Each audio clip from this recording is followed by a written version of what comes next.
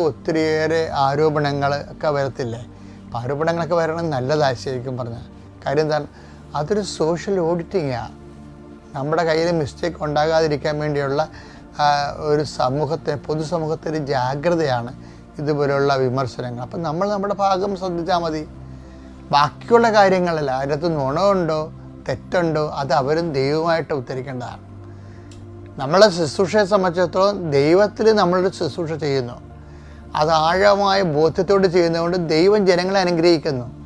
അത് കാണുമ്പോൾ പിശാചിന് എന്തിനൊക്കെ തോന്നും, ആരെങ്കിലൊക്കെ എടുത്ത് ഉപയോഗിക്കുവാൻ. അതൊന്നും അതിൻ്റെ പുറകെ നടക്കേണ്ട കാര്യമില്ല. നമ്മളെ സംബന്ധിച്ചിടത്തോളം ഇപ്പം ഈശോ എന്താ പറഞ്ഞത്?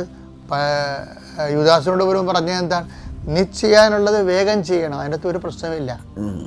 അത് നിന്റെ കഴുത്തെ പിടിക്കാനോ കയ്യെ പിടിക്കാനോ നിനക്കെതിരെ കേസ് കൊടുക്കാനോ അയാൾ ഇവിടെ റെഡി. ഈശോ യൂദാസിനോട് അങ്ങനെയല്ല പറഞ്ഞത്, ഞാൻ അതിനൊന്നും നിൽക്കത്തില്ലെന്ന് പറയും. എന്താണ്? മനുഷ്യപുത്രൻ എഴുതപ്പെട്ടിരിക്കുന്ന പോലെ